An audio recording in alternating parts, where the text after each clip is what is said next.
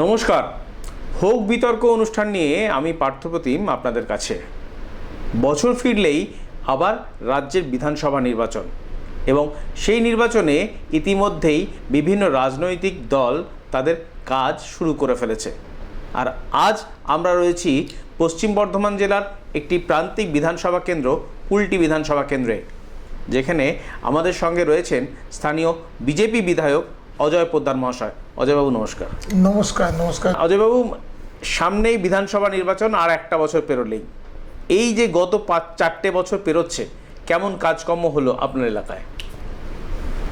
আমরা যতটা সম্ভব বিধানসভায় প্রশ্ন তুলেছি কি আমার বলতে গেলে আসানসোল কর্পোরেশন পশ্চিমবাংলার বৃহত্তম কর্পোরেশন, কিন্তু এখানে কোনো জিনিসের সুবিধা নেই।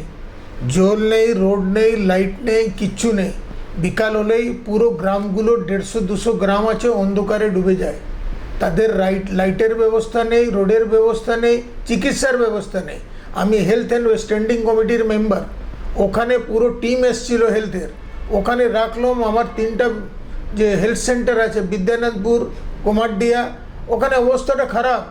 বিদ্যানন্দপুরে আগে লাইগেশন অপারেশন হতো, এখন সপ্তাহে 1 দিন 2 ঘন্টার জন্য আসে, কুকুর ঘুমায়। এই ভাষাই বলেছি আমি।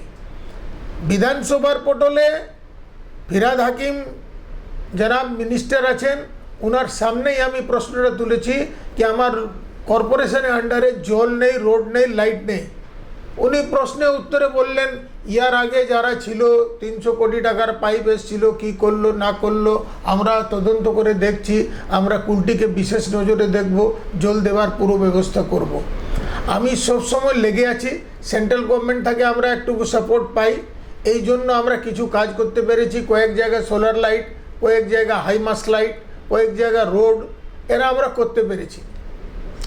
অমৃত প্রকল্প যেটা কেন্দ্রীয় সরকার যেটা শুরু করেছিল এবং তা নিয়ে ইতিমধ্যেই রাজ্য সরকার এবং কেন্দ্রীয় সরকার এর মধ্যে একটা বিস্তর চাপানুতর রয়েছে।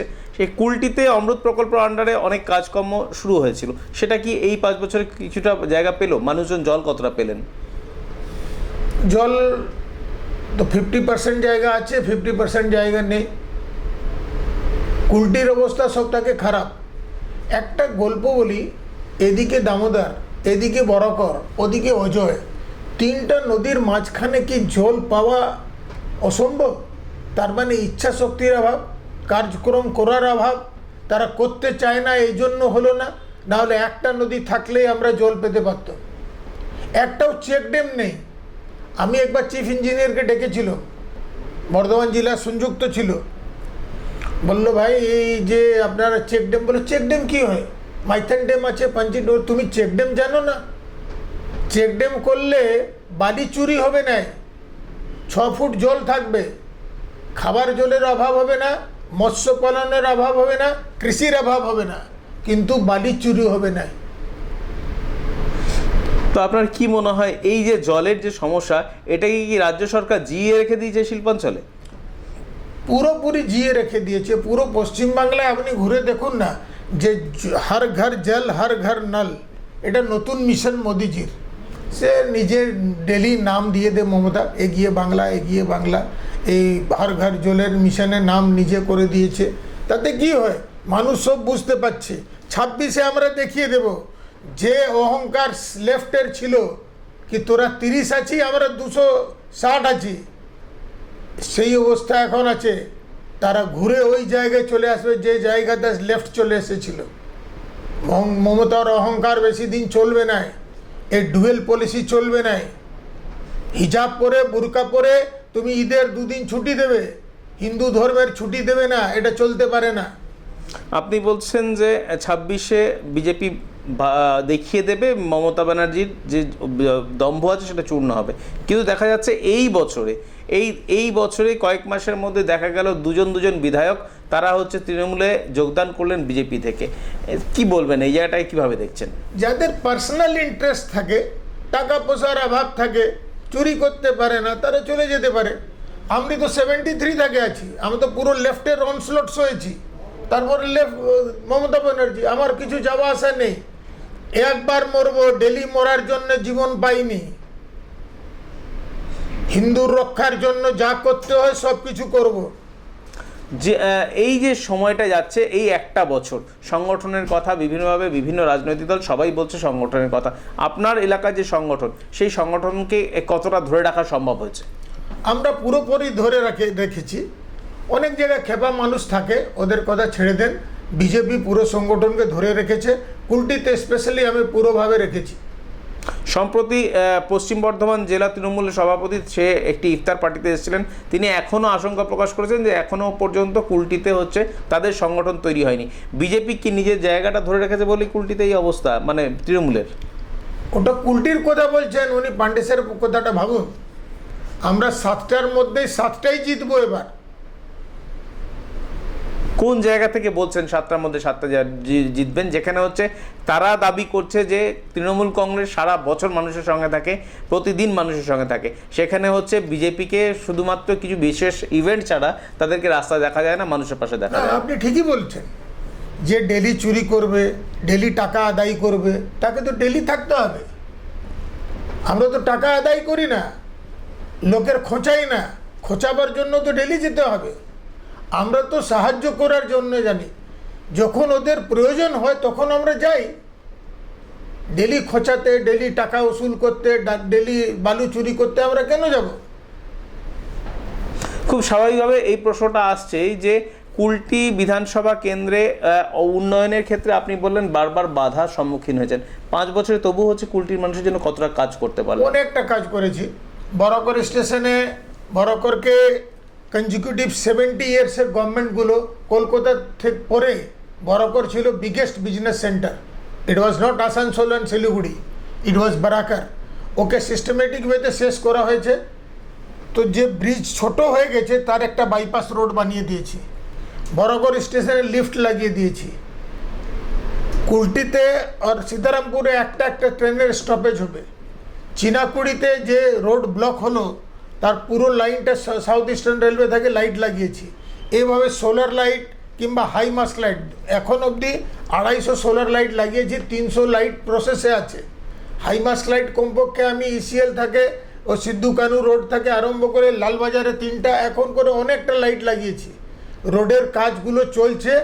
রোড ইসিএল থেকে স্যাংশন হয়ে গেছে 2টা 3টা, রামঘাট, মানকেশ্বর ঘাট আর তোমার এই 103 নম্বরে ঘাট, 3টা শ্মশান ঘাট স্যাংশন হয়ে গেছে সিএসআরে, এই বছর এসব হয়ে যাবে। আপনি যে কাজগুলোর কথা বলেন সবগুলো সিএসআর ফান্ডে বা বেসরকারি বিভিন্ন সরকারি যে সংস্থা রয়েছে এই এলাকায়, সেই সরকারি সংস্থার মাধ্যমে আপনি কাজ করেছেন বলছেন, তাহলে কি রাজ্য সরকার আপনাকে কোনোভাবে কোনো রকম সহযোগিতা করেনি? রাজ্য সরকার যে টাকা দেয় আমাদেরকে, আগে 60 লাখ দিত, এখন 70 লাখ দিচ্ছে। সেটাও ভাগাভাগি করে দিচ্ছে। 30 লাখ টাকা দিল, কাজ পূর্ণ করো, তার সার্টিফিকেট জমা করো, তখন আর 30 লাখ জমা। ভাই 1 বছরে 70 লাখ আছে, একসঙ্গে দিয়ে দাও, তা আমরা কাজ করতে সুবিধা হবে। তারা তো চায় না সুবিধা, তারা তো আটকে রাখা চায়। এই জন্য অসুবিধাটা হচ্ছে। 70 লাখ একসঙ্গে দিলে একসঙ্গে 70 লাখ টাকার কাজ দিয়ে দেবো। 30 লাখ টাকার দিলাম, আবার কমপ্লিশন সার্টিফিকেট অমুক তমুক দিতে তো সময় লেগে যায়। বারবার করে রাজ্য সরকার, রাজ্য প্রশাসনের তরফ থেকে, বিশেষ করে তৃণমূলের তরফ থেকে বলা হচ্ছে, অভিযোগ করা হচ্ছে যে কেন্দ্রীয় সরকারের সহযোগিতা পায় না বলে উন্নয়নের ক্ষেত্রে বাধা হয়ে দাঁড়াচ্ছে এই রাজ্যে। কি বলবেন? আপনি তো কেন্দ্রীয় শাসক দল বিজেপির একজন সদস্য এবং হচ্ছে তারই বিধায়ক। চোর ও চোরের মা এইরকমই কথা বলে, নিজে চুরি করে সমস্ত প্রকল্পের নাম চেঞ্জ করে দেয়। যদি 100 দিনের কাজ, তাতে ভুয়া কার্ড পাওয়া গেছে 1 কোটি, তার প্রমাণ তো দাও না, তার আগে এক্সপ্লেনেশন দাও, হিসাব দাও। আপনি মালিক কোনো কোম্পানির, আপনি এমপ্লয়িকে 2 লাখ টাকা দিলেন, তাতে হিসাব তো চাইবেন। হিসাব না দিয়ে আবার 10 লাখ টাকা দিয়ে দেবেন, এটা কি হয়? It is same in the West Bengal. তারা সব প্রকল্পের নাম চেঞ্জ করে টাকা উল্টো 9-6 করে ক্লাবকে একে ওকে দিয়ে নিজে কাটমানি খেয়ে শেষ করে দিচ্ছে। একটা প্রশ্ন থেকেই যাচ্ছে যে এই যে কাটমানির কথা বলছেন বা এগুলো এই যে আমি যেরকমভাবে বললাম যে তারা দেখাচ্ছে যে তাদের বিভিন্ন যে সমস্ত বিধানসভা কেন্দ্র সেইগুলোতে উন্নয়ন হচ্ছে এবং সেই জন্য আঙুল তুলছে তারা যে বিজেপির বিধায়কেরা কাজকর্ম করে না বলেই তাদের এলাকার মানুষজন আগামী দিনে প্রত্যাখ্যান করবে। আমার এলাকায় যত উন্নয়ন হচ্ছে, আমি মনে করি পশ্চিম বর্ধমানে কোনো বিধানসভায় কোনো এমএলএ করতে পারেনি। 2 নম্বর কথাটা, যে রাজ্যে খাদ্যমন্ত্রী, শিক্ষামন্ত্রী, স্বাস্থ্যমন্ত্রী জেলে আছে তাদের জন্য আপনি কি বলবেন? এটা তো বেসিক, স্বাস্থ্য, শিক্ষা আর খাদ্য, এটা তো মূলভূত আবশ্যকতা। এদের মন্ত্রীগুলো যদি জেলে থাকে, সে সরকার কি করে বলে এগিয়ে বাংলা, এগিয়ে বাংলা? মুখে বললে কি এগিয়ে বাংলা? আমরা তো সব বাংলার মানুষ, আমরা সব বুঝি। এই যে আমার সামনে বিবেকানন্দ, আমরা ছিলাম বলে কি আছে? রবীন্দ্রনাথ টেগোর, বাদল দীনেশ থেকে আরম্ভ করে সমস্ত নিতাঙ্গী হাজরা, কে ছিল না? ছিল। আছে কি? আছে চোরগুলোর সয়না, চোরগুলোর মাথা।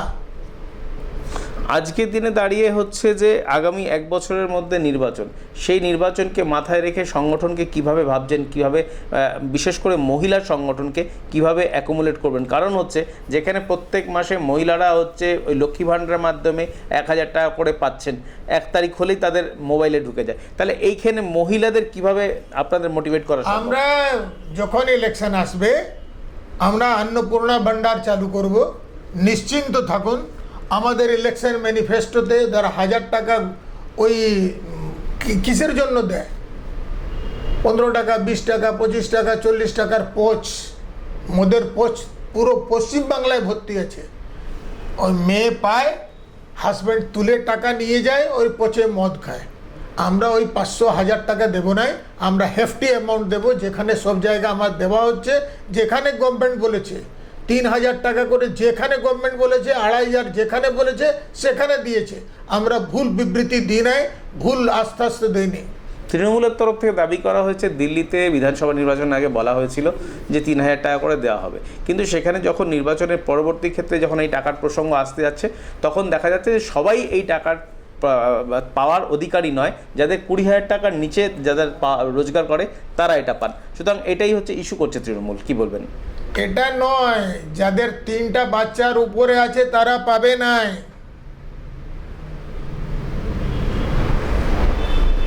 তো বুঝলেন কেন? তুমি বেটা বাচ্চার ফ্যাক্টরি করে দেবে আর তুমি টাকা পাবে সব সময়।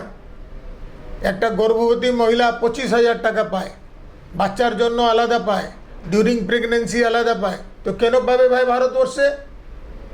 আমাদের দরকার নেই, আমাদের জনসংখ্যা চায়নার পেরিয়ে যাচ্ছে, জনসংখ্যা নিয়ন্ত্রণ করতে হবে। আপনার রাজ্যের বিরোধী দলনেতা তিনি ইতিমধ্যে বলেছেন ভারতকে হিন্দু রাষ্ট্র ঘোষণা করা উচিত, কি বলেন? নিশ্চিত হিন্দু রাষ্ট্র ছিলই তো।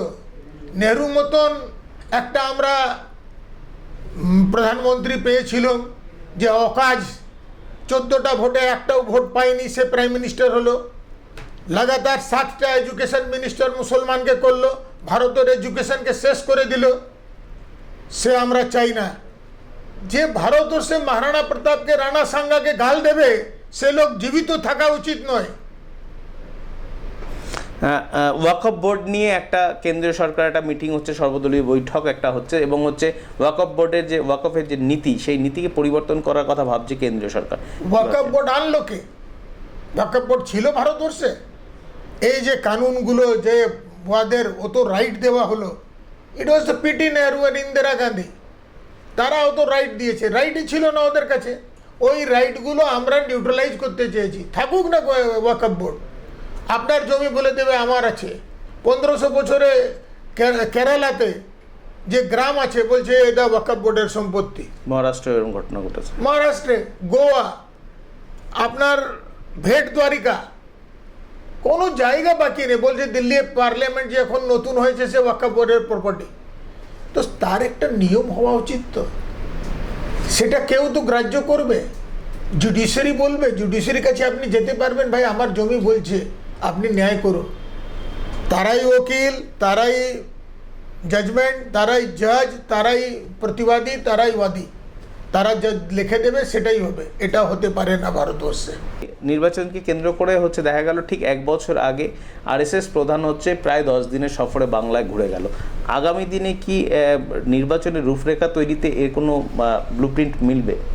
না না, উনি নিজে ভ্রমণে এসেছেন, উনার একটা নিশ্চিত প্রোগ্রাম। এটা আরএসএসে একদিনে প্রোগ্রাম হয় না, 6 মাস আগে, 1 বছর আগেই সমস্ত টেন্টেটিভ প্রোগ্রাম থাকে। কোথায় যাবেন, কোনখানে থাকবেন, কি ব্যবস্থা হবে, সঙ্গের সঙ্গে সমস্ত কার্যকর্তার সঙ্গে ওনার একটা মিলন, স্নেহ মিলন যাকে বলি আমরা। যখন নাগপুরে এখন সাউথে পুরো ভারতবর্ষের প্রতিনিধি বৈঠক হলো, তার আগে পশ্চিমবাংলায় 10 দিনে এসেছেন। উনি সমস্ত সংগঠনের প্রধান, এটা অস্বীকার করার কিছু নেই।